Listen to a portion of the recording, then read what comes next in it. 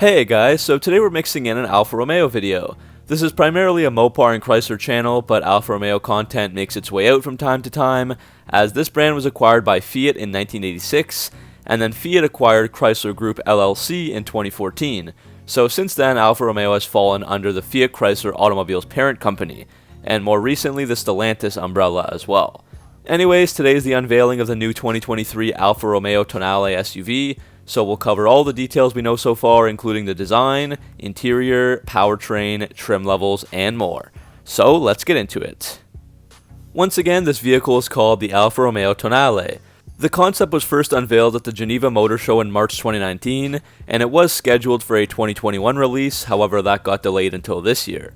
Alfa Romeo management wanted better range performance from the drivetrain, and of course there was a global semiconductor shortage that is still ongoing.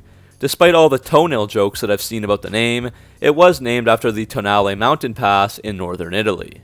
This new Tonale is a significant vehicle release for the Alfa Romeo brand. Sales have dropped in recent years, and similar to Chrysler, the brand is down to just two vehicles in their lineup at the moment, the Stelvio SUV and the Giulia sedan.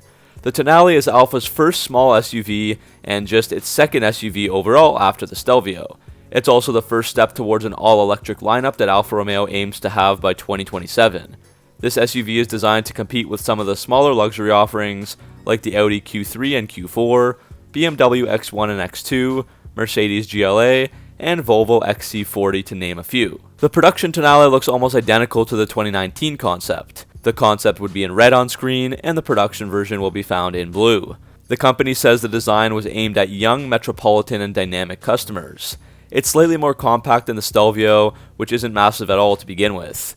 With a length of 178.3 inches, width of 72.4 inches, and a height of 63 inches, the Tonale is just 6.3 inches shorter, 2.5 inches narrower, and 3 inches shorter in height. The front of the vehicle is easily recognizable as an Alfa, with the traditional shield-shaped grille that's flanked by full triple LED headlights with running lights. Those are standard here. The same design has been brilliantly incorporated into the taillights as well to match the appearance, with a light bar connecting both sides. Alfa says these elements were inspired by past models, like the Brera, which was around from 2005 to 2010, and the SZ from 1989 to 1991. The Tonale also gets the classic phone dial style wheel design, but those aren't standard.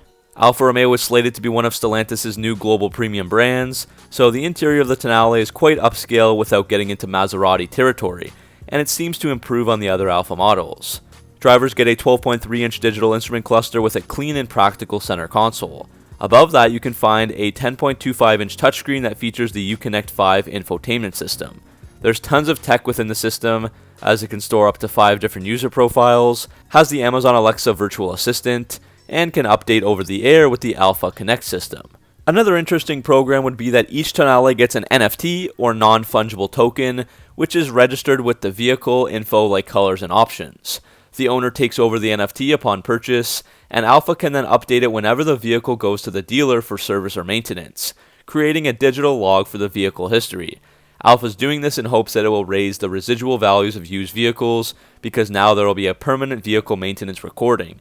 But it does seem like a very flawed system, as some people don't use dealerships, especially out of warranty, and owners can also opt out of the program if they don't want all their information tracked. But as far as I know, this is the first vehicle to use NFTs. As for the powertrain, the Tonale rides on a heavily modified version of Stellantis' SCCS platform, also known as the Small Common Components and Systems platform, or Small Platform, or 199 platform. This was originally developed by Fiat for subcontact, front-wheel drive, and all-wheel drive vehicles. Versions of this platform are currently used on the Jeep Renegade, Jeep Compass, Fiat 500X, and Fiat 500L, amongst others. There appear to be two main engines for North America. The entry-level Sprint model will come with the turbocharged 2-liter global medium engine that has an output of 256 horsepower and 295 pound-feet of torque, and that gets paired with a 9-speed automatic, and the Q4 all-wheel drive system will be standard.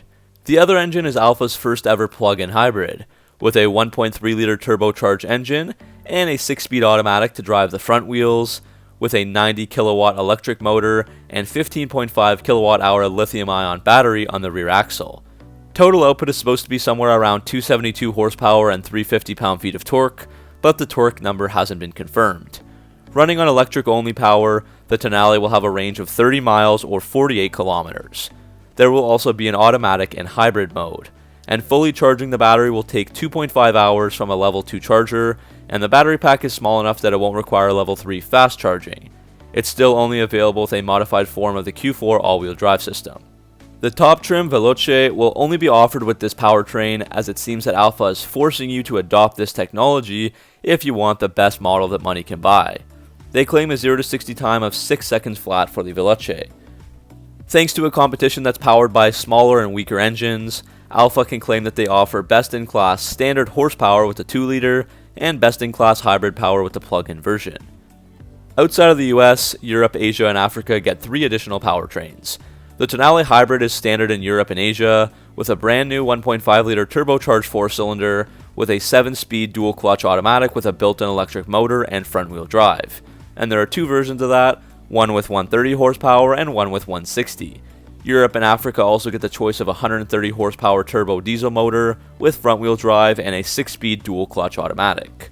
Those engines are not powerful enough for North America, so Alfa says that they will not be brought over at any time. Alfa Romeo is meant to be a sporty brand, so the brand has spent a lot of development time tweaking the chassis to make it stiffer and lighter than all the other vehicles that use the SCCS platform. They promise best-in-class weight distribution and steering responsiveness.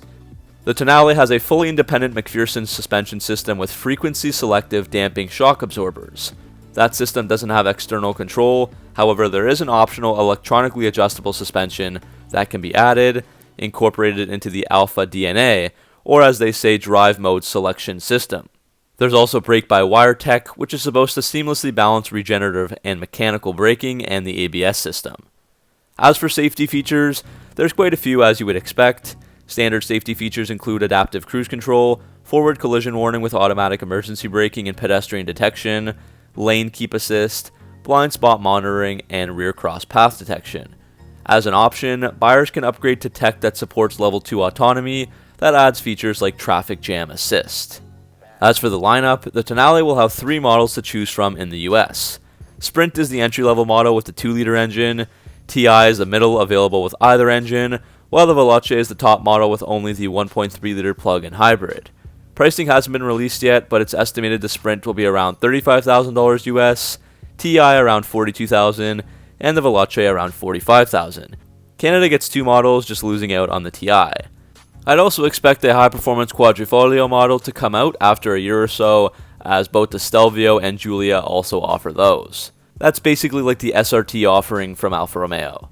Otherwise, the Tonale is built at an upgraded plant in Naples, Italy, and will arrive at dealerships in the first quarter of 2023. Alfa has also made it easier to buy online, with several new features like dealer video checks to improve customer peace of mind. So this is a clear changing of the guard, not only within Alfa Romeo, but also the Stellantis brand, another signal towards their shift towards their desired all-electric future. This is Alfa's first electrified model and second SUV, and Alfa wants to add more electric vehicles in the coming years. Otherwise, it seems like a positive move to increase their vehicle lineup size in attempts to sell more vehicles in the United States, where they currently have just a tiny 0.12% market share. Right now, the Tonale is going to be the entry-level vehicle, with the Stelvio SUV on top of that, and the Giulia sedan as another option. This release also shows that Alfa isn't afraid to innovate and try new things, like with their NFT and dealer video checks. So that's the end of this video, guys. Let me know what you think of the Alfa Romeo Tonale SUV down in the comment section below. Also, I'm interested in hearing if you guys like the occasional Alfa Romeo content, as I can incorporate videos like buying guides here and there, or stay away. As always, thanks for watching, make sure to like and subscribe, and I'll see you guys in the next video.